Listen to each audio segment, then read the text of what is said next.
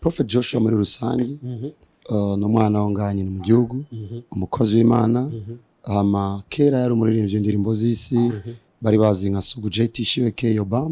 urugendo ni rurerure ariko uyu munsi tuvuga Kristo yaducunga kuva wakiriye agakiza comment mu kibano zari bimeze gute ni byari byoroshe kuko ikibano cari cagutse ikibano cari kibano c'umuryango ikibano ca quartier ndimo ikibano c'abafana bisigura ngo nari umuntu ari public baratakaje ivyizigiro kuko inyenyeri babona bishimira mu quartier yejeje kuzima kuri bo nibigikora vya bindi yahora ikora intambara ni yari yoroshe ariko vyari bigoye ko kinzamu byari binagoye ko niyumvira ko ngeneye gukizwa byari binangoye ko nsenga ngo nkizwe kuko nari muri kariyere nkunda nari mu vyanje ndabinezererewe nabibaye munzi yuko ari bwo buzima ariko Imana ubwayo niyo itanga invitation muri buno bwami bwayo kuko yari kuba ari impuzu ku isoko nari kuvuga ngo nabonye ko iyi mpuzu ari nziza iyo Mana itaboneka ni giki cyo gukwega kuri yo kiretse yo iyi kugiriye ubunika ko invita mu bwami bwayo nakijijwe kubw'ubuntu bwayo kubazi nahe nuko nakijijwe nyuma yo kugenderwa mu ndoto nyuma y'indoto niyo nafukamye ndakizwa bisigura ngo naratabawe n'Imana yarizi ko bikwiye hari igihe uhora ngo uko ibitangaza nkuko babivuga donc wari usengera abantu bagakira iyo bizeye umwami ariko abavuga ati ashobora kuba akorana n'amadayimoni ashobora kuba akorana n'ibindi bintu hoho bijya bintu byakira gute kuri wewe icambere ndatahura abantu bose babivuga kuko nigihe nanje ntari bwabibemwo nanje navuga ko ababirimo bakoresha amangetengete bakunda kuvuga ngo amajya amavuta ko kritika ko ngo babaye ku Uganda ngo niyo tumagira ngo kujya kuno bagwa hasi sinzi ro bo abakuvuga bari hanze baba bafise igituma bakuvuga je gituma ntabavuga ni kubera ko atagituma na kimwe mfise cyo kubavuga bisigura ngo iyo bamvuze bafise rezo urazi turi muri periode ya internet aho umuntu ashoboye kuvuga reka ndamuvuge nanje bangurikurana undi nawe reka ndamuvuge ndabitobe undi nawe agasunikwa na shetani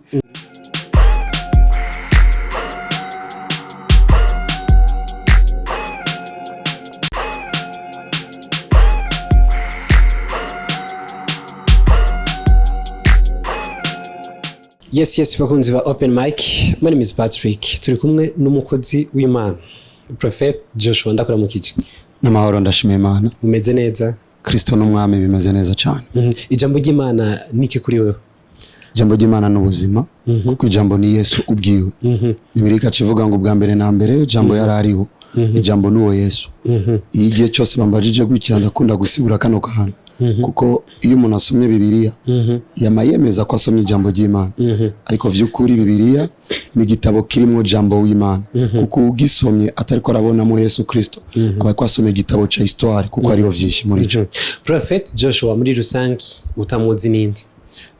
Prophet Joshua muri rusangi no mwana wanganye mu gihugu umukozi w'Imana kera yari umuririmbyi indirimbo z'isi bari bazi nka SUGU-Jay tishiwe koyoba urugendo ni rurerure ariko uyu munsi tuvuga Kristo yaducunguye niki wishimira kuva muri image wari urimo kera y'uburirimbyi bwa profile ukabura umukozi w'Imana uno munsi cyambere umuntu yishimira suko umukozi w'Imana cyambere umuntu yishimira n'ukwitirirwa Imana kuko ni vyiza kwikorera uruwayo ico nico cyambere cya kabiri ni gikorwa yakoze n'insiguro yacu Imana yatanze umwana wayo kugira ngo umwizera wese ntazopfe rubi bisigura ngo uyu munsi ifise ivyizigiro vyo kutazopfa rubi ariko kandi n'ivyizigiro vyo kuba mu bugingo budashira nivyo nishimira yabaye intambara nyinshi cyane kuva wakiriye agakiza comment mu kibano zari bimeze gute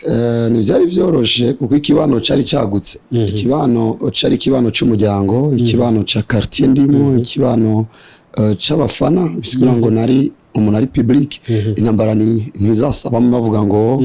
ni mode shasha ya technique kugira ngo acasohora indirimbo shasha abandi babona showbiz abandi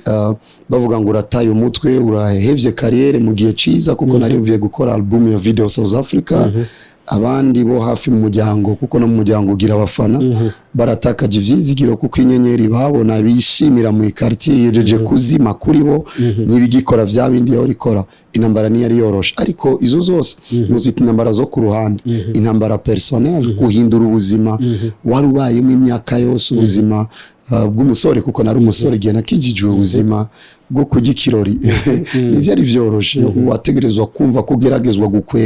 gukwegwa ariko ndashima Imana uko bimeze kose yaratsinze. Nicaye ikintu catumye uvuga ati jewe ndashaka ndakeneye kukizwa ndakeneye gukorera Imana? Vyari bigoye ko kinzamu, vyari binagoye ko niyumvira ko nkeneye gukizwa, vyari binangoye ko nsenga ngo nkizwe kuko nari muri kariyere nkunda, nari mu vyanje ndabinezererewe, nabibaye munzi yuko ari bwo buzima, ariko Imana ubwayo niyo itanga invitation muri buno bwami bwayo kuko yari kuba ari impuzu ku isoko nari kuvuga ngo nabonye ko iyi mpuzu ari nziza, iyo Mana itaboneka ni giki cyo gukwega kuri yo kiretse yo iyi kugiriye ubunika ko invita mu bwami bwayo. Nakijijwe kubw'ubuntu bwayo kubazi nahe nuko nakijijwe nyuma yo kugendegwa mu ndoto, nyuma y'indoto niyo nafukamye ndakizwa, bisigura ngo naratabawe n'Imana yarizi ko bikwiye. Indoto nakibonye kuva kare gisobanuriye indoto ni ikintu kigoye rimwe na rimwe kuko tuvuze ngo indoto ni communication y'Imana n'abadasenga barabona indoto. Indoto ni communication, ni mode de communication, uburyo bwo gutuma tumanako mu isi tabonwa, aho umuntu ashoboye kumenya ibintu kubera ko ari mu isi kuko nigihe nari mu isi nkorana n'isi y'umwiza nararota. N'Imana rero ubwayo yamivugana n'abantu mu ndoto. Turabiye rero mu gitabo kiriho citwa Bibiliya, turabona ko Abraham yagize indoto, turabona ko Abimeleki yagize indoto, turabona ko Salomon yagize indoto azinduka ari umunyabwenge. Abraham yagize indoto imubwira ko azogira abuzukuru benshi, bisigura ngo indoto ni inzira Imana yakoresha mu kuvuga twifashishije ijambo ry'Imana kuko nivyo vyiza. Bibiliya ivuga mu gitabo ca Yobu 33 ngo Imana ivuga mu buryo ubu canga ubundi naho abantu batobibabara. Muri ubwo buryo bwinshi bwo kuvuga kwayo indoto irimo, si indoto yonyene ariko indoto nimwe mu buryo Imana ishoboye kuvugiramo, ariko kandi n'abadasenga bararota. Hari igihe uhora ngo uko ibitangaza nkuko babivuga, donc uhora usengera abantu bagakira iyo bizeye umwami, ariko abavuga ati ashobora kuba akorana n'amadayimoni, ashobora kuba akorana n'ibindi bintu. Hoho bijya bintu byakira gute kuri wewe? Icambere ndatahura abantu bose babivuga kuko nigihe nanje ntari bwabibemwo, nanje navuga ko ababirimo bakoresha amangetengete. Ikintu cyose uri hanze yacu gitegerezwa kukuzanira ibibazo bibiri canke bitatu, ariko kandi ngahanura ababivuga yuko bosoma ijambo ry'Imana kuko muri Matayo 12 Yesu ajeje gukiza umuntu atahura avuga atabona avuze baci bavuga ko akorana na Belzebul. Nagitangaza kiriyo igihe ca Yesu bavuze ko akorana n'abadayimoni, ariko Yesu yaciye atanga inyishu aravuga ngo nimba jewe ndiko ndirukana abadayimoni bice kuri Belzebul, abana banyu bobo bakoreshwa niki? Kuko imbere yuko Yesu aza abantu barirukana abadayimoni, ariko mu bundi buryo. Cyo gituma mu gitabo c'ivyakozwe n'inuma 19 tubona abantu bitwa ngo abana baskeva ngo bagerageje kwirukana abadayimoni, abadayimoni barabirukako. Suko batabikora, ariko ico gihe bagomba bakoreshe uburyo Paulo abikoreramo. Ubwo buryo Paulo yabikoreyemo nibwo ndabikoreramo. Nivyo Yesu yavuze mu gitabo ca Mariko, muzotegeka abadayimoni bagende mu izina ryanje. Igihe rero bibaye abantu bakavyita amazina, Ndabatahura nimba vyarashikiye Yesu nawe akavuga ngo nimba bishikiye igiti kibisi icumi bizogenda gute? Kimwe muri ivyo nuko vyakira sindi special ivyashikiye Yesu nivyo reka kudushikira abamwisa amazina niwe kakwitita amazina, ariko sije muri bitangaza ni Yesu ankoresha ibitangaza. Hariyo tuwa nabonye Dubai yego n'abarabu, ijambo ry'Imana bimeze gute? Biroroshe gusigura mu nzira imwe. Icambere twebwe abantu dukora mu Kirundi cyane nico kimwe n'abaririmba gospel canga abandi, iyo tugiye hanze tuba dufise public. Iyo public kesho usanga arabarundi, 2 arabanyarwanda kubera ko Ikirundi n'ikinyarwanda vyinjirana, 3 abari abagenzi babo barundi. Bisigura ngo ne mugiye azoza abarabu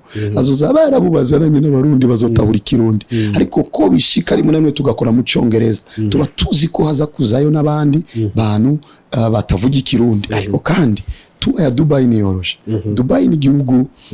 c'abarabu, igihugu c'abayisilamu, naho hari amadini biruswe kwemegwa vuba. Nagiye y'umwaka waheze kugira ngo ndabe ivyo bintu ngo umuntu agiye nyine kuraba imbere ko umuntu aja gukora ibikorwa. Nabonye ko ari amashengero, ariko kandi nabonye yuko hatari mu ndege w'ikirenga, bisigura ngo ugize binini cyane baca babihagarika. Uko bimeze kose rero mbere hari n'abantu bambwiye ngo gerageza ntugire publicité nyinshi kuko birumvikana yuko ngiye Dubai abari muri Amerika bazoza kuko ndakurikirana n'abantu benshi, ariko naho naho bizobayo tuzogerageza gukora ikintu kitameze nk'ikintu kinini cyane ariko programme yo izoba nini kuko bamwe tuzovana nga n'abantu bagomba kugira tour bien sûr kuraba igihugu nico kimwe no kubwira abantu yuko mu mpera z'umwaka hariho Burundi prophetic tour atari bikorani aho tuzunguruka amasite touristique hamwe n'abantu bazoba bavuye mu mpande zine z'isi uko Imana izodushoboza nabwiye umudamu wanje igihe kimwe ndambwira je nasanze bino bibambazi bine bitaducungira gusa utuyabo ngo nitutwinjirire bicunga amabanga yo mu nzu kugira ngo nagende hanze ayo mazu ubona arimo vyinshi ni vyiza yuko umuntu yoca yegera abari mazemo igihe wowe yasambura cyo kibazo umuntu yo kugura ibambazi cyo ari kibazo roset ni sakuru ryanje uwo munsi natangaye hari iki les ndakunda cyane igitigiri indwi wisanzwe igitigiri indwi muri Bibiliya kigaragaza ivyuzuye naco gituma niyo evenema yamayitwa ivyuzuye rero vyatanguye les 7/7/2017 uco mva ko hari igituma vyatanguye kuri uwo mwaka indwi hari habaye niyo twatangiye gukora ico gikorani mu bisanzwe no munsi nateguye nabihawe ndiko ndasenga cyane umva yuko itariki indwi z'ukwezi kw'indwi zo kwama ntangura umwaka wanje w'ibikogwa rero muri ico gihe cyandarindira kugeza les 7/7/2017 aho twari Gitega ivyabaye vyinshi nk'ikimenyetso c'ivyatumye tubandanya dukora wavuze ko Imana inkoresha ibitangaza aho nitwo kwibagira ikintu cabaye kuma no mukobwa yari yaragiye kuzimu umwana muto yafise 13 14 yavuga icongereza nko kumengo yacize ariko kandi yarafise amashuri 3 hama kubera ko yaragiye mu isi y'umwiza tudakunda kuvuga iyo tudafise umwanya ukwiye kuko kuba ari nko kuzana confusion ni vyiza kuvuga ikintu ushoboye gusigura umwanya ukwiye abantu bagatahura ivyo arivyo ariko ico gihe umwana w'umukobwa tuko turamusengera ave muri yose ndavuga waranyoye amaraso igihe bakwinjijemo uyadawe uwo munsi yadashwe ibikombe by'amaraso abantu babona gutya kuva ico gihe rero iyo les 7/7 iba evenema ikomeye kuko itariki 30 z'ukwa gatandatu mu ijoro je ncangenda mu mwiherero ndakunda cyane kuba muri retraite kugira ngo nisuzume mbega ndiko ndakora mu buryo bwo mbega ndiko ngarukira gusa uko abantu babona ko ndi umukozi w'Imana mbega Imana yo inkoresha imbona gute umva ko mari misi ndwi ntaboneka gaca nsohoka rero iyo les 7/7 mba nsohotse gutangura umwaka wanje w'ibikogwa pana mwaka w'ishengero urari umwaka wa diaspora abana ngurika muri diaspora urari ariko jewe personnellement kuko mu ijuru sinzojana sinjo kwinjira nkishira hamwe jewe nanje zo kwinjira ku gatwe kanje bari umwanya wo kwisuzuma hamangaca nsohoka rero kaburi abandi kubyo waciye ko ibyo nashoboye kwakira nico gihe sohoka na projet mashasha ngavuga okay uyu mwaka tuzokora ibi nibi kuri page yanje iki gihe tuzokora ibi nibi aho twakoze nabi dukosora uku cyumva ko muri ico gihe ndiko ndaraba ibiri mu ishengero kuko musumwe imisi ngahe imisi 3 ndiko ndabibikora ba mu ishengero kuko sazo n'umurongozi w'ishengero ariko kandi ndiko ndigukuntu nokora neza n'abantu bangurikirana ku isi yose ku muryango witwa umuryango w'ababohotse murasiko ngurikirana n'abantu benshi abantu batandukanye hama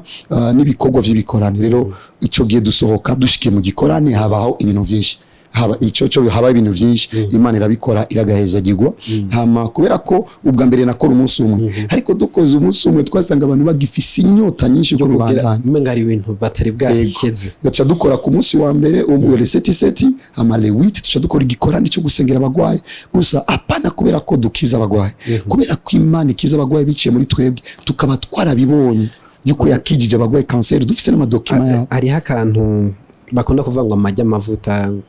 ko kritika ko babaye ku Uganda ngo niyo tumagira ngo kujya kuno bagwa hasi sinzi woduha umuco kubera ko uvuze abantu bakunda gukritika donc kujya kugwa hasi babiteguye babagize okay burabuze reka ndakubwire ko zaduhere ku bantu bavuga kuko urumva ko ivyo si ibintu mvuga jewe sindi ibintu bivuga bari mu ishengero bivuga abantu bari hanze rero bo abakuvuga bari hanze baba bafise igituma bakuvuga je gituma ntabavuga ni kubera ko atagituma na kimwe mfise cyo kubavuga bisigura ngo iyo bamvuze bafise raison urazi turi muri periode ya internet aho umuntu ashoboye kuvuga reka ndamuvuge nanje bangurikorana ubundi nawe reka ndamuvuge ndabitobe ubundi nawe agasunikwa na shetani kuko umaze kuvuga Imana shetani niyo gushigikira imbere yuko nishuri ico kibazo ari umuntu yigeze kunsanga muri biro arambwira ngo ari amavuta ngo bakuzanira kuri aeroport umwijoro ngo hamukacu yazana ngo ava muri Israel icambere uko nuko buri ubwenge ni gutegeye bozanira amavuta je nyine kuri aeroport je ndi mu directeur wa aeroport icya kabiri ngo ayo mavuta ni ugira gucye abantu bakagwa bavuga rero polisi nigikeneye minoti bazo yiha amavuta ibisoma byose kibigira gucya ndavuga no Imana ikora kwishaka n'ubushobozi bwayo ubushobozi bwayo ishimye kubyerekana kujya rimwe na rimwe biragoye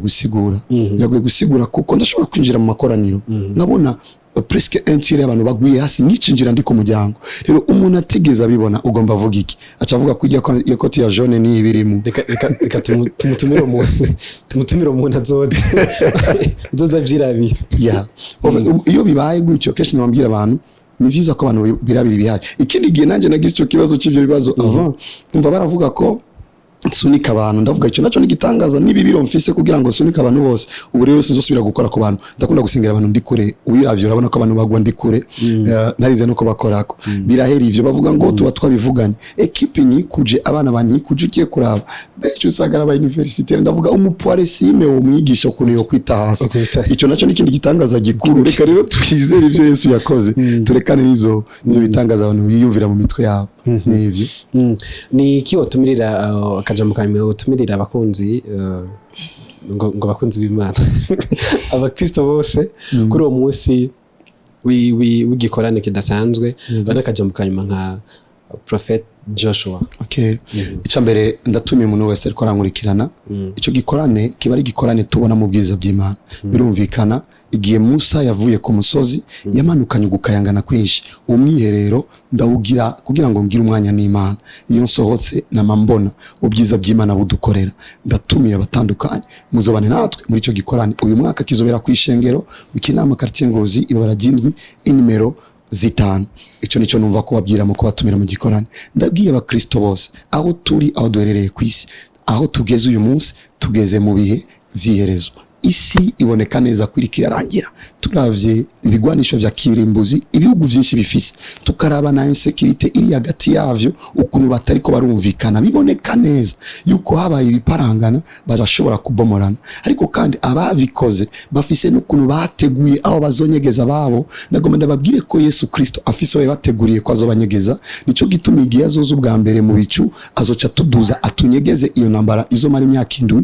kugira ngo tugarukane nawe ndagutumiye kuguma muri Yesu kwirinda cyane gisa naco iyo wakiguyemo wihute kwihana kuko aracari ku ntebe y'imbabazi wowe ukijijwe iyo udatahura icecekere kuko Imana niwe igwanira umugabo witwa Uza yagiye gusama isanduku y'isezerano arapfa ibunye ibintu udatahura birekera Imana udakorera Imana ihana neza kandi Imana izi gutoza indero idafashijwe reka umwe wese yisuzume ku gatwe kiwe kuko mu ijuru umwe wese azokwinjira kubwiwe mu izina rya Yesu Kristo ndabatumiye gukunda Yesu kumugumamo abatarakizwa akanakajye ko kuvugira ngaho nyene Mana wahinduye SUGU-Jay mindura nanje Yesu ndakwakiriye gwino mu buzima bwanje mbere umwami n'umukiza ukivuga ivyo biraheze wahindutse rondera rero ishengero ryari ryo ryose gizera ko Yesu ari umwami gizera bikorwa vya muhemera apana aho nsengera kuko pasteur kanaka mu Kanyosha nico kimwe nanje kuko avuga Yesu mvuga pasteur kanaka mu Bwongereza nico kimwe nanje nimba avuga Yesu mvuga jaho nyene hamibikurikira Yesu azokugumiza amaboko yiwe ndagushimire Prophet Joshua genda bashimiye nshimiye na Kezanet shimira Imana kandi kuri participation yanyu mu bikorwa mukora mu gwaruka no mu gihugu murakoze cyane murakoze